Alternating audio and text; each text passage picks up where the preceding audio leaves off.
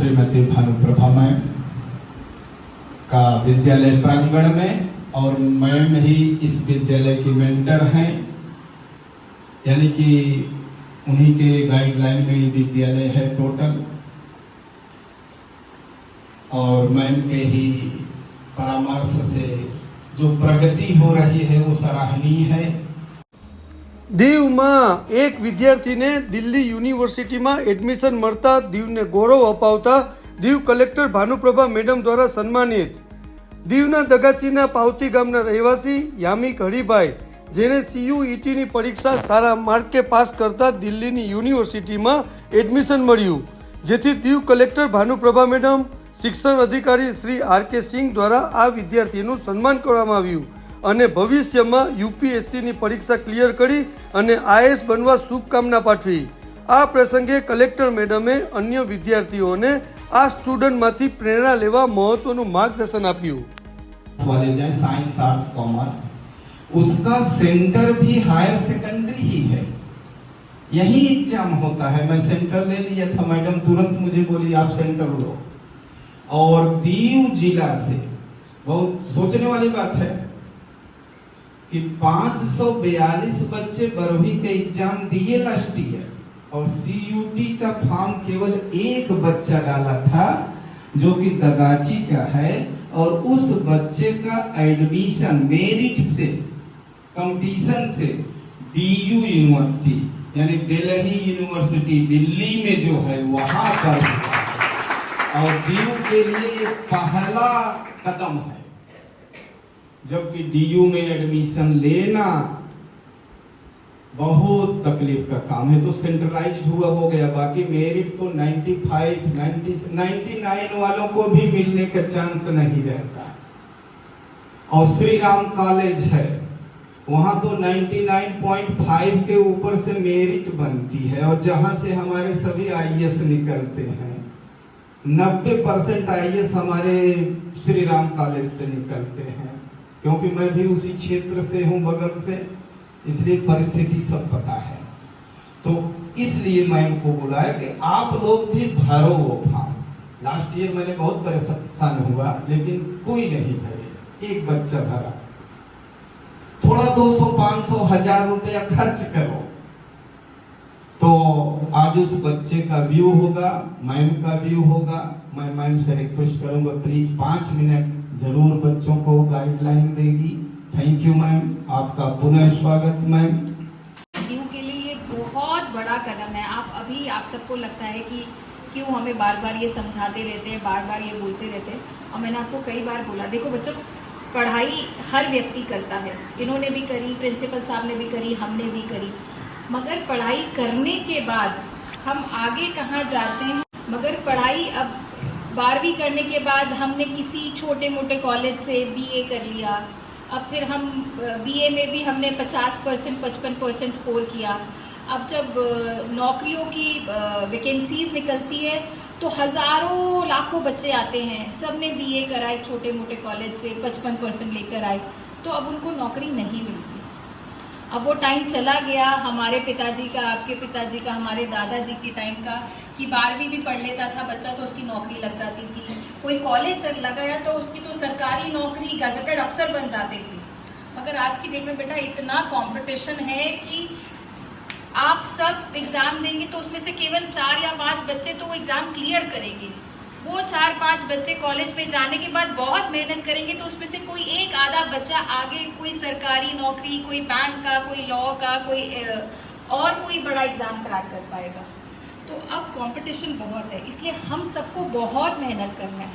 और उसमें अच्छी चीज़ ये है कि हमारे ही UT में एक मेडिकल कॉलेज है जहाँ पर हमारा रिजर्वेशन है, तो अगर हमारे नंबर बाकी कैंडिडेट से एक आधा नंबर कम भी है तो भी हमारा वहाँ सिलेक्शन हो जाएगा। ऐसे ही निफ्ट कॉलेज है या लॉ यूनिवर्सिटी है, तो वो इसीलिए हमने आप लोगों के लिए बनाई। प्रशासन का यही एक इंटेंशन था कि हमारा बच्चा जो थोड़ा कमज़ोर है या जिसका बैकग्राउंड बहुत अच्छा नहीं है, उसको आगे बढ़ने में कोई रुकावट ना हो।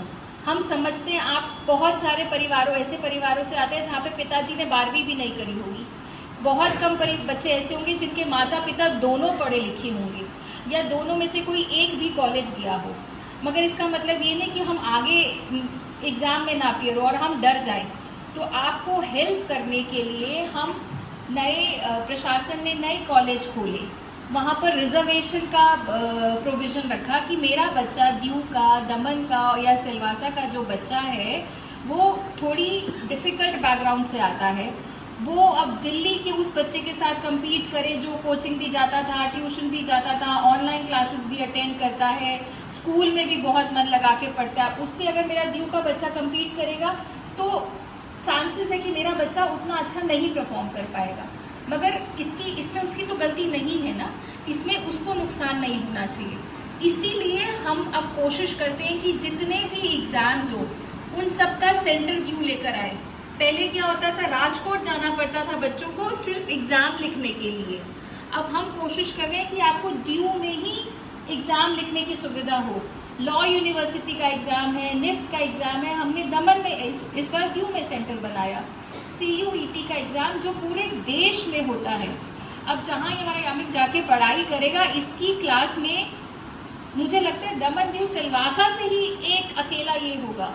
वहाँ बॉम्बे से, कर्नाटका से, तमिलनाडु से, नॉर्थ ईस्ट से, बंगाल से, पूरे देश से बच्चे आएंगे और वहाँ जाकर अगर ये बहुत अच्छा परफॉर्म करता है तो इसके और इसके परिवार के लिए तो बड़ी बात है, उनसे ज़्यादा हमारे लिए गर्व की बात है कि हमारा दीव का बच्चा दिल्ली यूनिवर्सिटी में जाके पढ़ाई करे। और आप सब हम चाहते हैं कि ऐसे ही आगे बढ़े।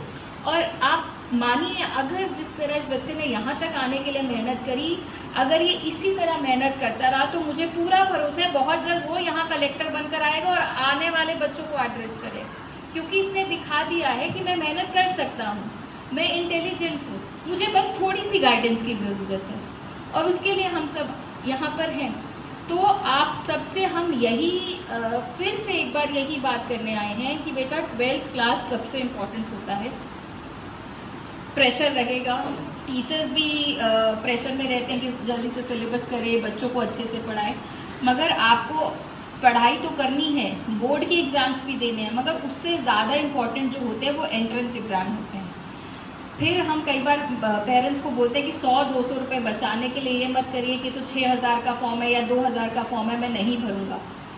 आप फॉर्म भरिए, हम कोशिश करेंगे अगर आपकी फाइनेंशियल हेल्थ अच्छी नहीं है तो हम थोड़ा बहुत हेल्प कर दें, मगर अगर आप फॉर्म भरेंगे ही नहीं, एग्ज़ाम देंगे ही नहीं तो आप पहले ही रेस से बाहर हो गए। हम सबको अच्छे से पढ़ाई करनी है और सभी एग्ज़ाम में आपसे रिक्वेस्ट करूँगी, सभी एग्ज़ाम्स के फॉर्म ज़रूर भरिए। अब उस बच्चे को नहीं पता था 6 महीने पहले कि अगर मैं ये फॉर्म भरूँ कि ना भरूँ, अगर वो नहीं भरता तो आज उसका सिलेक्शन नहीं होता। अब मैं आपको बताती हूँ, दीव के काफ़ी कलेक्टर, विक्रम सिंह मलिक को शायद ये बच्चे नहीं जानते होंगे, वो दिल्ली यूनिवर्सिटी के थे। सलोनी राय मैडम जो 2 साल पहले कलेक्टर थी वो दिल्ली यूनिवर्सिटी से थी, मैं दिल्ली यूनिवर्सिटी से हूँ। इस समय जो कलेक्टर सिलवासा है वो दिल्ली यूनिवर्सिटी से है। हम सब दिल्ली यूनिवर्सिटी से आते हैं, हमें पता है वहाँ घुसना कितना डिफ़िकल्ट होता है। और वहाँ एक बार आप चले गए तो ये मत सोचिएगा कि अब तो मैं आ गया दिल्ली यूनिवर्सिटी में, अब मेरा लाइफ सेट है। वहाँ पर 4 साल 3 साल कोर्स में अच्छे से परफॉर्म करना उससे भी मुश्किल होता है कि अब ज़्यादा वक्त बचा नहीं है, 4-5 महीने बचे हैं। जैसे कल हमने नमो का रिज़ल्ट देखा तो नीट में हमारे बच्चों ने बहुत ही अच्छा परफॉर्म किया। आप खुद सोचिए कि आज 2024 में जिसका सिलेक्शन हुआ है तो 2029 और 30 में ऐसे हमारे पास 25 नए डॉक्टर आएंगे। तो हमारे लिए कितनी बड़ी बात है कि हर गांव में तो क्या हर घर में डॉक्टर आना शुरू हो जाएगा। आप सब भी उसी तरह बहुत मेहनत करिए और अब 4 या 5 महीने बाद जैसे दिसंबर में लॉ एंट्रेंस एग्ज़ाम होगा तो आप उसकी तैयारी शुरू करिए। बोर्ड के साथ साथ निफ्ट का एंट्रेंस एग्ज़ाम के लिए अभी से तैयारी करिए, साथ साथ रोज़ आधा 1 घंटा पढ़िए। मेडिकल एंट्रेंस एग्ज़ाम जैसे दमन के इंजीनियरिंग कॉलेज में एंट्रेंस एग्ज़ाम होता है, उसके लिए जेई के लिए अभी से पढ़ाई शुरू करिए। ऐसे ही ये जैसे दिल्ली यूनिवर्सिटी का CUET एग्ज़ाम है, इसके लिए पढ़ाई करिए। नर्सिंग कॉलेज का एग्ज़ाम होता है, उसके लिए पढ़ाई करिए। आपको अपना लक्ष्य अब डिसाइड करना पड़ेगा। तो आप सबसे फिर यही हम रिक्वेस्ट करेंगे कि मन लगा के पढ़ो। अब सिर्फ 6 महीने की बात बची है। इन 6 महीनों में यदि कोई लापरवाही करी, यदि कोई बीमार पड़ा, तो फिर आप 1 साल पीछे हो जाएंगे। ठीक है, तो अपनी सेहत का ध्यान रखिए, बाहर आना जाना थोड़ा कम करिए, त्योहारों में थोड़ा पार्टिसिपेट करना कम करिए, खेल कूद थोड़ा कम करिए और मन लगा के पढ़ाई करिए। ठीक है, और एग्ज़ाम का फॉर्म ज़रूर भरिएगा। ये मत सोचिए 500 रुपये बचा लूँगा या मैं 1000 रुपये बचा लूँगा। आप अपना बहुत बड़ा नुकसान कर बैठेंगे अगर आपने टाइम पर सही यूनिवर्सिटी का फॉर्म नहीं भरा। ठीक है, अब मैं इनको देती हूँ माइक और ये आपको समझाएंगे कि इन्होंने कैसे पढ़ाई करी। आप गुजराती में ही बोलिए और कैसे डिसाइड करा कि आपने ये सब किया। धन्यवाद उन्होंने मुझे यहाँ आपके बीच बुलाने के लिए। आपको शायद पता होगा कि बड़ी बड़ी यूनिवर्सिटी में जाना इतना आसान तो नहीं होता ना। मैम ने कहा कि 99% लाने वाले बच्चे का भी नहीं होता कई कॉलेज में। ये हमारी लिए बहुत बड़ी अपॉर्चुनिटी है कि एक ही एग्ज़ाम से हम भारत की जितनी भी कॉलेज है, प्राइवेट हो, गवर्नमेंट हो या कोई भी हो, उसमें हम जा सकते हैं बड़ी आसानी से। CUET की सबसे बड़ी खास बात यह है कि हमें वही पेपर देना है उसमें जो हमने क्लास 12th या 11th में पढ़ा है। हमें उसके अलावा कुछ ज़्यादा कुछ पढ़ना नहीं होता इसके अलावा। तो आप जब टीचर पढ़ाते हैं तब जो पढ़ा तो उस पर ही ध्यान दें, ना कि आजू बाजू की चीज़ों में। तो आप सबसे यही गुंजाइश है कि आप पहले अपना गोल डिसाइड करें। मैंने अपना गोल डिसाइड किया था कि मुझे UPSC क्लियर करनी है, तो मुझे इसके बारे में पता नहीं था कि मैं कैसे करूँगा। हमारे नवोदय में हमारे सर थे, आकाश सर, जो खुद 3 बार दे के आ चुके हैं UPSC की परीक्षा, लेकिन पास नहीं हो पाए। उनकी गाइडलाइन में मैंने सोचा कि चलो उनको ज़्यादा पता होगा मुझसे ज़्यादा, तो उनसे मैंने गाइडलाइन ली कि सर ऐसा ऐसा मुझे ऐसा करना है। तो सर ने कहा कि अभी अभी CUET की एग्ज़ाम निकली है तो उसमें फॉर्म भर दो, वीक में होता है, तो इसका रिजल्ट में थोड़ा डिले हो जाता है, एक कोई बात नहीं। आपको थोड़ा पैशन रखना पड़ता है कि रिजल्ट नहीं आया, ये नहीं आया, मेरा होगा या नहीं होगा। तो खुद पर विश्वास रखना चाहिए। कोई बात नहीं कि मैं ज़्यादा पढ़ता था या मैं हर दिन किताबें पढ़ा, ऐसी कोई बात नहीं है। मैं भी आपकी तरह एवरेज स्टूडेंट हूँ। मुझे मन लगा कि इतना पढ़ना चाहिए, टीचर पढ़ा रहे हैं तो उतना ही पढ़ना चाहिए, ऐसा ज़रूरी नहीं है। શું નામ તમારું? યામિક મકવાણા, તમે ક્યાં અભ્યાસ કરતા હતા? જવાહર નવોદય વિદ્યાલયમાં। ધોરણ 12 તમે પાસ કર્યું, પછી તમે શું કર્યું? પછી CUETની થોડીક તૈયારી કરી 3 મહિના સુધી, પછી એક્ઝામ આપી, એમાં મને કોલેજ મળી ગઈ દિલ્હી યુનિવર્સિટીમાં। તો मैं નવોદય પરિવારનો ખૂબ ખૂબ આભાર માનું, મારા માતા પિતાના સાથ સરકાર આપો મને, તેથી मैं અહીંયા સુધી પહોંચી ગયો। બધાનો ધન્યવાદ। હવે દિલ્હી યુનિવર્સિટીમાં તમે શું અભ્યાસ કરશો? BA હોનર્સ કરીશ હિસ્ટ્રીમાં, પછી આગળ PhDનું વિચાર્યું છે। સાથે સાથે 4 વર્ષનો હશે તો એમાં મેં UPSCની થોડીક ટ્રેનિંગ લઈ લઈશ, તો એમાં કોઈ એક્ઝામ આપીને ટ્રાય કરીશ, થશે તો સારું છે। તમારો ધ્યેય શું છે ભવિષ્યનો? ભવિષ્યનું મારું ધ્યેય છે કે નીપા મેડમની જેમ IAS ઓફિસર બનીને પાછા દીવમાં જ આવું, દીવનું નામ રોશન કરું અને મારા માતા પિતાનું પણ નામ રોશન કરું। તમારી આ સફળતા મળી છે એનો શ્રેય તમે કોને આપવા માંગો છો? પહેલો તો શ્રેય બધા માટે માતા પિતા જ હોય છે। પછી સાથે સાથે મેં આકાશ સરને આપવા માંગીશ કે જેને મને માર્ગદર્શન આપ્યો, અને જવાહર નવોદય વિદ્યાલય પરિવારનો પણ મેં આભાર માનું, જેઓએ મને સાથ સહકાર આપ્યો। આજે કલેક્ટર મેડમે તમારું સન્માન કર્યું, કેવું તમે અનુભવ કરો છો? આમ થોડુંક પ્રાઉડ ફીલ થાય મને કે કલેક્ટર મેડમને મેં મળ્યો। આમ તો કલેક્ટર મેડમ કોઈના સાથે મળે નહીં, તો મારા માટે મેડમ સ્પેશિયલ આવ્યા અને મને પુરસ્કારથી સન્માનિત કર્યું। મેં મેડમને ખૂબ ખૂબ આભાર માનું છું। એજ્યુકેશન વિભાગે તમને એટલી મદદ કરી, કંઈ કહેવા માંગો છો? હમણાં દીવ કેટલા બધી છોકરા બધી એક્ઝામ આપીને બધામાં જાય છે, લોમાં જાય છે, મેડિકલમાં જાય છે, અને મેં એક બીજો છોકરો કે આર્ટ્સમાંથી ક્યાંક દિલ્હી યુનિવર્સિટીમાં પૂગીને દીવનું નામ રોશન કરું છું। જેથી મેં બધાને સંદેશ એવો આપવા માગું કે એક્ઝામ આપવી જરૂરી છે, કે એક્ઝામ આપણે તો આપણે એક્સપિરિયન્સ પડે કે આપણે શું કરવું આગળ, જેથી આપણે નોલેજ વધે અને આપણે આઈડિયા આવે કે આપણે શું કરવું જોઈએ। એજ્યુકેશન ડિપાર્ટમેન્ટનો મેં ખૂબ ખૂબ આભારી છું કે જે હમણાં બાળકોને સહારો આપે છે, બધાને બાળકોને આગળ વધવામાં કાર્ય કરે છે, અને બધાને સહાયતા આપે છે. કોઈ મિડલ ક્લાસના હોય છે તેને ફી પણ ભરીને એ લોકોનો ભવિષ્ય સુધારવાની કોશિશ કરે છે.